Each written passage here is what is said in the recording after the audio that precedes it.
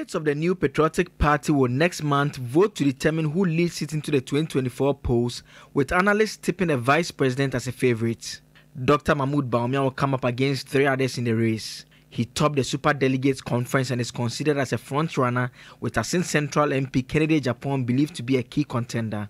Former flag-bearer aspirant Professor Frimpong Boateng holds the view that Dr. Bawumia's past pronouncements could be used against him. If we are strong, then we leave him and to compete on a level playing field. But then if party people, government appointees, are more or less whipped in line to toe that line, it shows that he's weak and he needs, that kind of support. Lots of pronouncements that he made in the past. His enemies will have to pay those things back. And then we'll see. This is what I'm talking about. The NPP points out will have it tough to win the December 2024 polls with the vice president as its flag bearer. We had a strong political leader, a strong economic person together managing things. And things didn't go well. Now the strong political leader is leaving and only the other one will remain. So it's going to be more difficult for the party. Should the NPP be given another chance in government at this rate? The NPP, but not in this present configuration.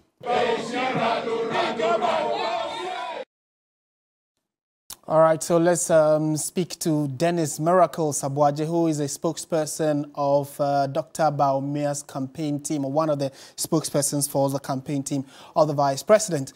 Dennis, good evening. Thank you for your time. Hello, Dennis, if you can hear me, good evening, and kindly unmute for me so we can hear you, and thank you for your time. While you are at that, good evening. The concerns raised by Professor Frimpong Boateng, including the fact that Dr. Bawumia is carrying the baggage of the current administration, and also things he said when he was vice presidential candidate prior to the 2016 elections, are currently haunting his candidature. Is that a cause for concern for the campaign team?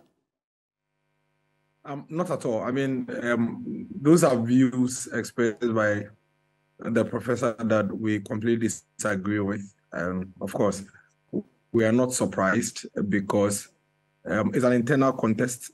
He's already declared his stance when it comes to this internal contest. He is not a fan of the vice president. He doesn't support him in this particular contest. And so you should expect that his views will be one that would not in any way promote the vice president. But he is not an authority on this subject matter. And so he cannot be taken seriously on this. His utterances in the past few weeks have been one that do not promote this party in any way. It's been one that seeks to divide the front of the party. And for that matter, we do not want to place so much premium on it. Every political party, every politician makes utterances and makes statements. And so if you say that the vice president made certain utterances that are haunting him, for which reason you do not believe he can become the next president, then the question is, how about the former president that has been president before and not just utterances, but has lived the presidency and the people have experienced him and realized what he can do and cannot do, and yet is staging a comeback? The facts are these. The party has a manifesto. The party members and the party people, including the vice president and all other members of the party, have a responsibility to go out there and sell the manifesto, i.e. the message of the party to the people. Now, when you do that, you do not only do that in your personal capacity, you do that on behalf of the political party. And so if Professor Frimpong Boateng, who was given the responsibility to be Minister for Environment, Science and Technology, and to bring a stop to Galamsey, was unable to put a stop to Galamsey, and instead of rendering an apology to the party that gave him that responsibility to do it on our behalf, is rather going around and pointing fingers to the vice president, then it's quite surprising. Because that's probably one of the subjects we'll probably talk about later, having to do with whether or not he succeeded as minister in charge of environment, science and technology. But to the substantive reason why we called you about as a party member and what he thinks of Vice President Dr. Bawumia, who is gunning to lead the NPP. He, amongst other things, says that, for instance, he clearly is a weak candidate considering the fact that the party machinery has had to be skewed to give him an advantage over the other persons who are contesting to lead the party. And he's not the only person raising that kind of concern. We also know that one of the other aspirants, Alan Chemating, also raised a similar concern, and also some other key individuals within the NPP. So how does the campaign team take these kinds of accusations that your candidate is weak? That's why they seem to want to ease everything for him to go through. The party people are the ones who are going to appraise this insult to them. That you have a party that is made up of venerable members, over 200,000 people, who have a mandate per the party's constitution and legitimately so are going to cast their vote. You are saying that they will go and vote for the vice president, not because they are voting according to their conscience or believe that the vice president can do it, but because they have been whipped in line. That is up to the party people to judge. But so far, he has not given any evidence of anybody whipping anybody in line. And in any case, what is whipping in line? Isn't election and campaigning about influence? Is that not what it is? If I'm going to run for a contest in my political party and I have other party leaders who believe in me and who, for the fact that they believe in me, have gone out of their way to talk to other members of the party to vote for me, what is Q? Are we not voting? Is the party nominating a vice president? Is it not the vote by the ballot?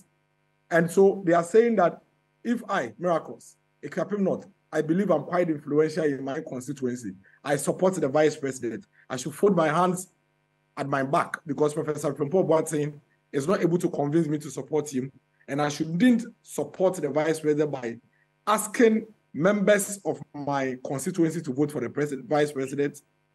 Is that the point Professor Frimpong Boateng is making? So you see nothing wrong with how things have played out, and from what you said, it is just an issue of lobbying. Is that the point you're pushing? That is your ability to lobby people to support your candidate? Yes. If you want to run for president and you can't convince people to support you, and all you will do is rather sit on the fence and complain that Miracle supports the vice president, Samir Oku supports the vice president, this minister supports the vice president, for which reason you think it's a skew, then you are a failure. Right. In wrapping up this conversation, Miracles, how has the campaign been for Dr. Bawumia? We know that November 4 is just a few days away. How has the campaign been generally for the vice president, who's been canvassing for support throughout the country? Before I come to that, I think I need to land on that point. The point is that the party is running an election. Every delegate has a vote. Every party member has a right to support whoever they want to support. And at the end of the day, it is the ballots that will be cast that will be counted.